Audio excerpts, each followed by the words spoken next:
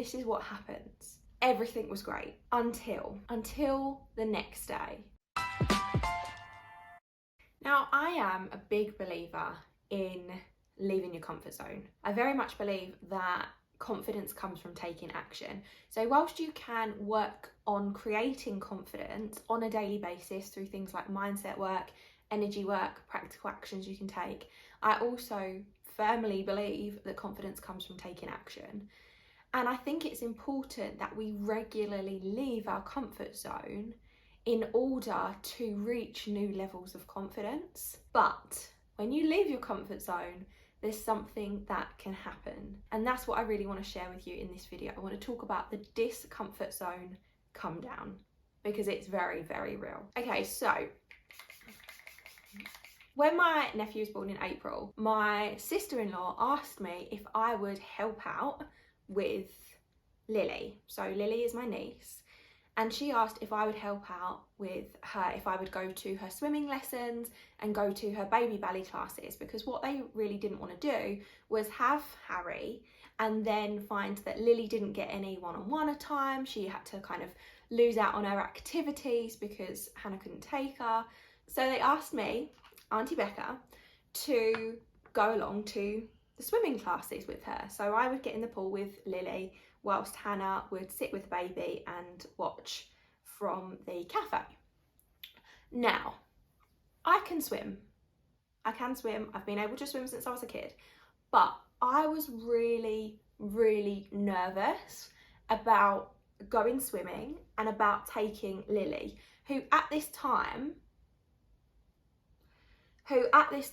was 20 months. I know, like, parents talk in months. I don't know, 20 months. That's how old she was. She was like, yeah, about that. And I was really nervous about taking her swimming because I felt like this is a lot of responsibility. So also, have I not been swimming for years, which is fine because I can swim, whatever. There was a little bit of like, oh, I feel a little bit unconfident being in a swimming costume again, but we got over that. There was also this very real anxiety around, I have to stop this child who isn't mine from drowning. And that to me was really scary. It made me feel very anxious. It was very outside of my comfort zone. And although I'd said yes, and I was like really excited about taking her because I'd wanted to go swimming with her since she was born. I always said when Hannah was pregnant, I was like, oh my God, I can't wait to go swimming with her. We're gonna have so much fun. She'd been going to swimming lessons since she was, I think, about 6 months old. So she was used to being in the water. But I was also like, this is a huge responsibility. I have to stop this kid from drowning. So it kind of kept me up a little bit. I had a bit of an anxious night beforehand, and I was a little bit concerned about taking her swimming. And I was like, oh my God, what am I going to do? And of course, I didn't want her to miss out on her activities. And I didn't want to say to Hannah, like, oh my God, I'm so nervous. Like, I didn't want Hannah to then feel bad about the fact that I was feeling anxious about taking her swimming. So I kind of just kept it to myself and worked through my toolkit. Like, I have an anxiety toolkit because I've had anxiety since my teens. My anxiety stopped me from leaving the house for a few years because I was so terrified of going out. I used to have panic attacks like regularly, as in like multiple times a week. I know how to deal with anxiety now, to the point where I haven't had a panic attack in 4 years, which is amazing. But I have my anxiety toolkit.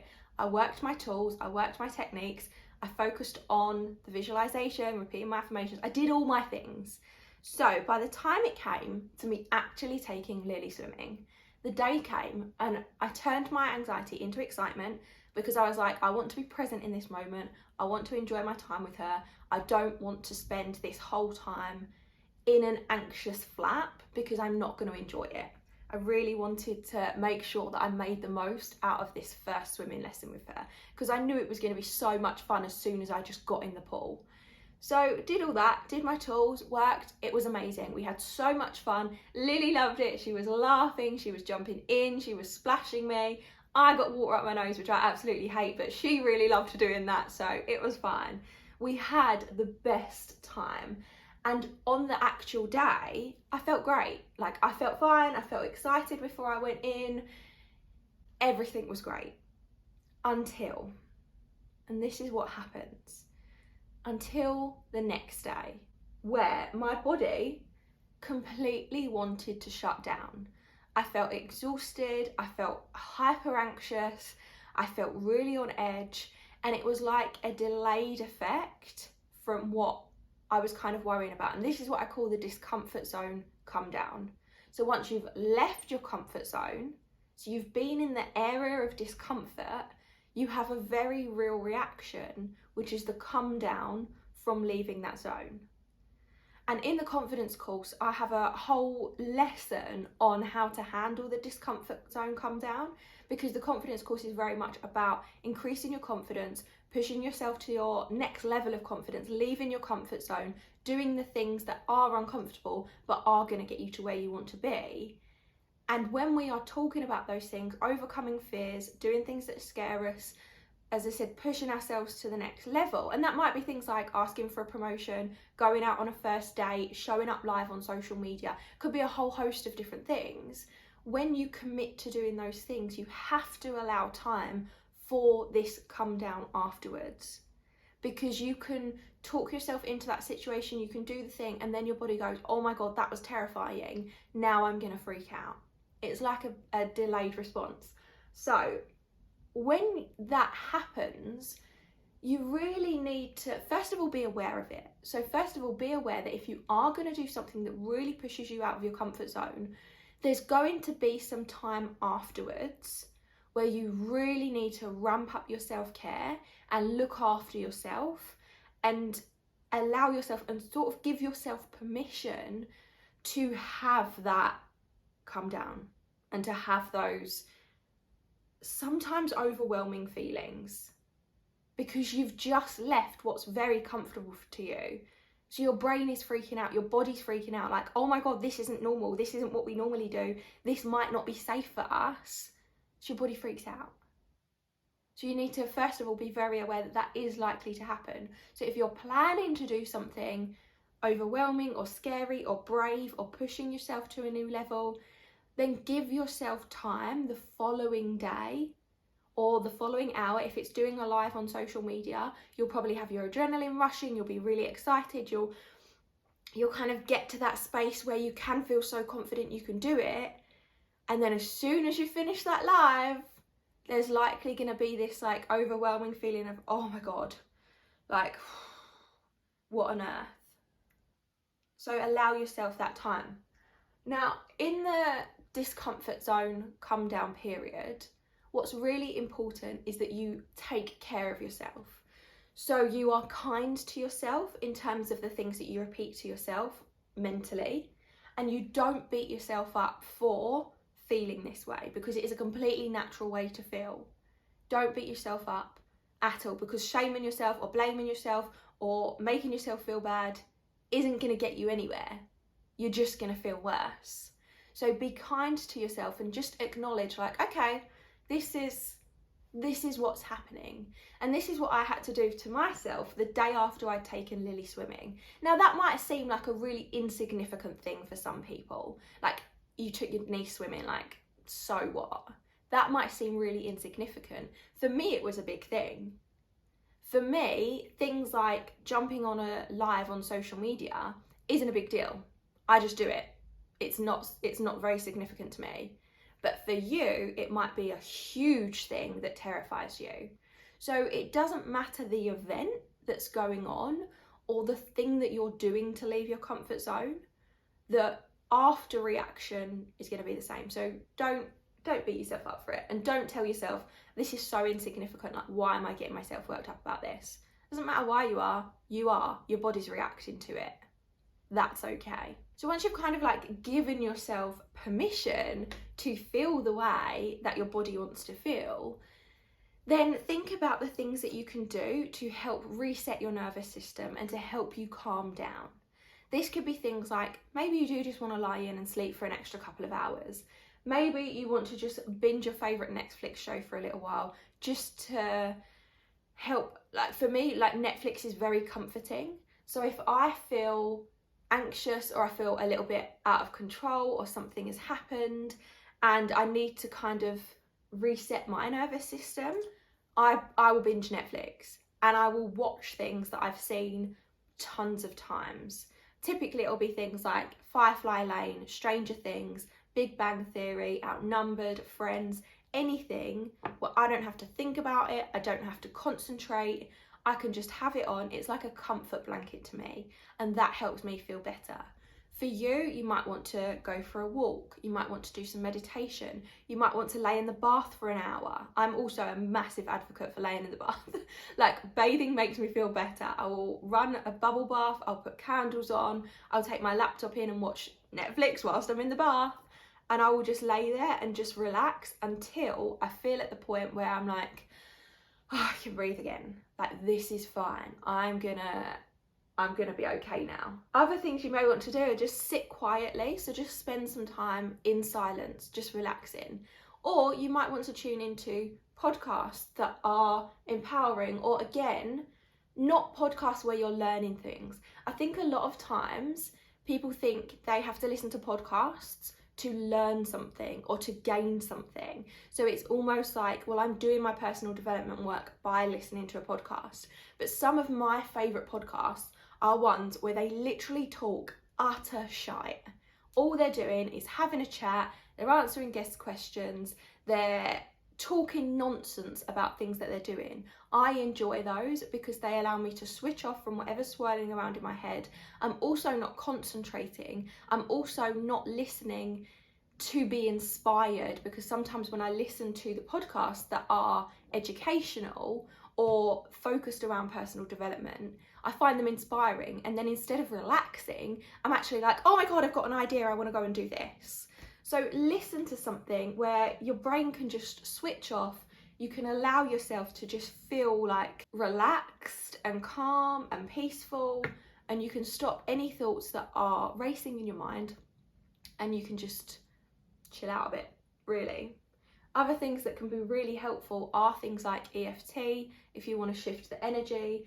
EFT, or I think it's emotional freedom technique, or tapping, is where you like tap on certain parts of your body so that you, as you repeat a script, and as you do that, it releases any stuck energy and helps you to shift into a better, more positive, energetic state. So I'm a huge advocate for that. So that can be really helpful if you've got feelings of anxiety.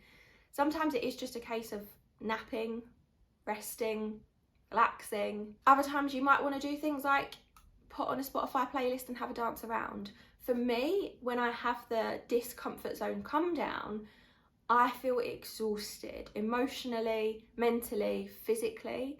I feel exhausted, so I don't want to get up and dance around to my Spotify playlist. I do that if I need to feel energized, if I need to feel a boost of confidence. But if I'm just in this space where my body and my nervous system are recovering from me pushing myself out of my comfort zone, I will just rest.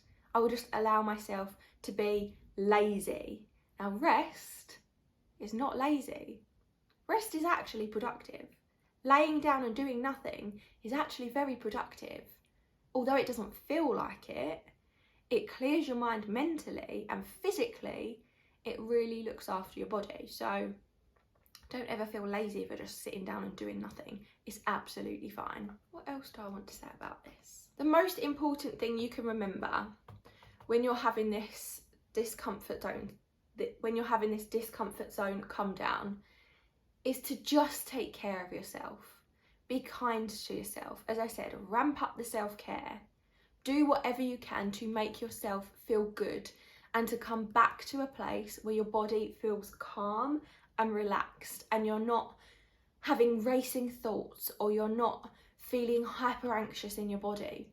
Do whatever it takes, even if it's just sitting down for an hour or so with a cup of tea, staring out of the window. Staring out of the window is one of my favourite activities. Just sitting there and daydreaming, looking at the clouds. I like to lay flat as well, and so I'm told energetically, if you just lay flat, it's really good for your body. Now, that's based on what my mindset coaches and energy healers have told me. I'm not an expert in this area, so I'm just going to go based on their advice. But just laying down can just help your body to reset and to come back to a place of calm. This discomfort zone come down is likely to happen whenever you push yourself out of your comfort zone. So as I said, for me, it was something that wasn't a huge deal. it was just me taking Lily swimming, but it was out of my comfort zone. And I'm not gonna lie, it had been a while since I'd actually left my comfort zone, because I feel like we go through phases in our life where we're leaving our comfort zone all the time. We're constantly going to that next level. We're constantly working on our confidence. We're constantly doing the things that scare us when we're in that season of huge personal growth. And this happened to me when I was in my early 20s. So I'd spent a couple of years being too afraid to leave the house. I had like crippling anxiety, regular panic attacks. I didn't go anywhere other than to work. And then I nearly got fired from my job. And when I nearly got fired from my job, I was like, I can't really live my life like this anymore. Like I'm not doing anything with my life. I'm just about existing and I don't want to lose my job. So in the year that followed, I was pushing myself out of my comfort zone every single day, every single weekend. I had a whole year where I committed to saying yes to everything that scared me. And my emotions were very up and down because it was scary, because I was doing lots of things that typically made me hyper anxious. But that was the season I was in. I was in this season of huge growth. I was in this season of pushing myself out of my comfort zone all the time. And that continued when I then quit my 9-to-5 and went backpacking on my own. I continued to put myself in uncomfortable positions over and over and over again. And that helped me to massively build my confidence. And it helped me to push myself even more, because I was like, well, if I can get on a 10-hour flight to Bangkok on my own, of course I can jump into this waterfall. Of course I can learn to scuba dive. Of course I can then get a day train for 15 hours up to a different city in Thailand on my own. Of course I can do all those things. But I spent a few years in that state of constantly pushing myself. And then I think when the pandemic happened and we didn't have a lot that we could actually do, I got very comfortable. And for the past couple of years, I have been very comfortable. And I do try and push myself regularly. I do try and still do the things that make me anxious, but I don't do it on the same level that I used to.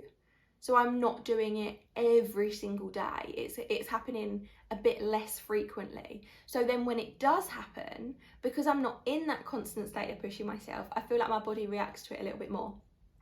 So it's perfectly normal to have this come down. And I suppose really I should talk about kind of what some of the symptoms are of the discomfort zone come down. And really for me, it's very much feelings of being completely exhausted, like just so exhausted and worn out and tired that I can't really get out of bed. So I'll just stay in bed for a bit longer. But it's really that like overwhelming, you know, when you've like been at it for a few days. Like I kind of compare it to when I was in my early 20s, and especially when I lived in Thailand, and I was out like every single night. I was either working behind a bar or I was drinking the other side of the bar. I mean, I was drinking while I was working behind the bar, but like I was out every single night. And as soon as I finished work, we'd go to another bar that was open like 24 hours.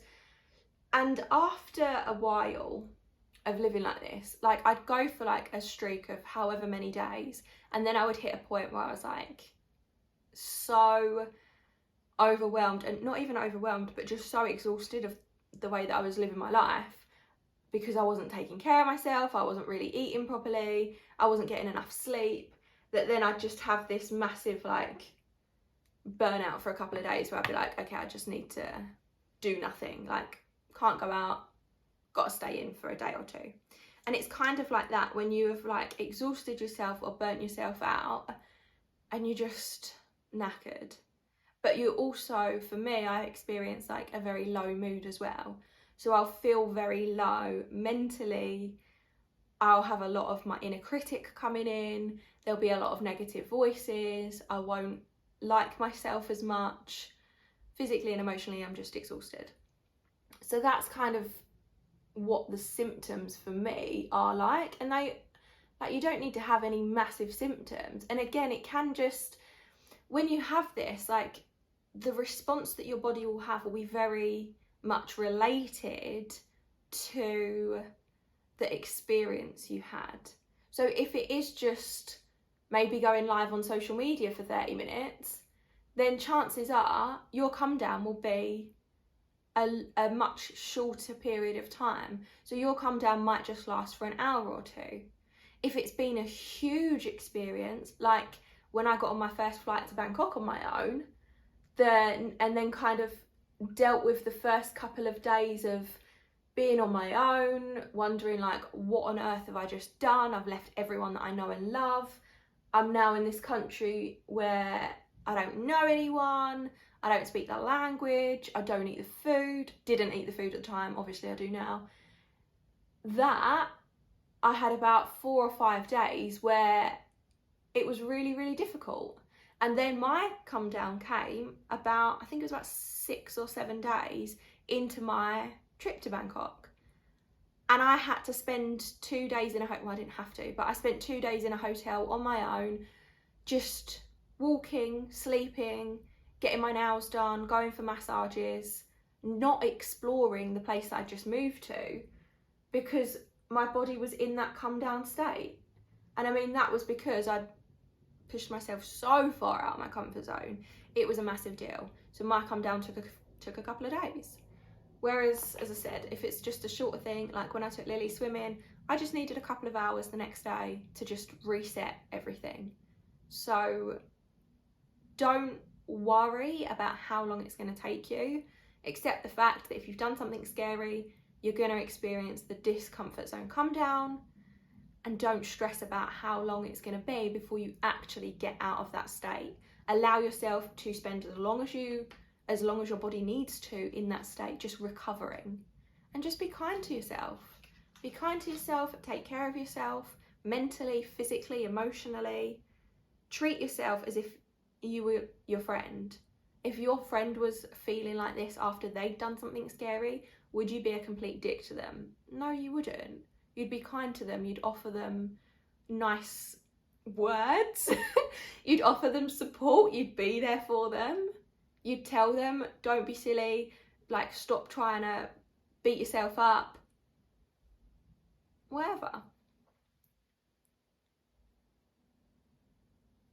I really like this shade. I like obsessed with the Lisa Eldridge lipsticks, and this is Sunday Matinee, and it's such a good colour.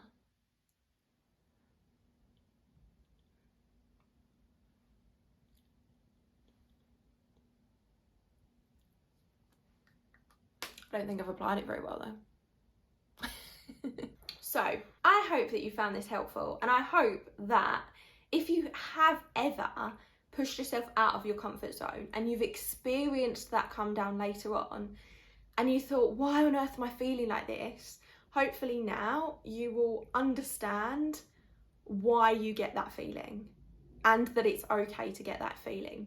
And if you want to learn more about pushing yourself out of your comfort zone, overcoming your fears, increasing your confidence, and managing the discomfort zone come down properly, then do check out the confidence course, because it's really going to help you to push yourself out of your comfort zone more often. It's going to help you to overcome the fears that are keeping you stuck, and it's going to help you get what you deserve in life, in business, in your career, in your relationships, in everything.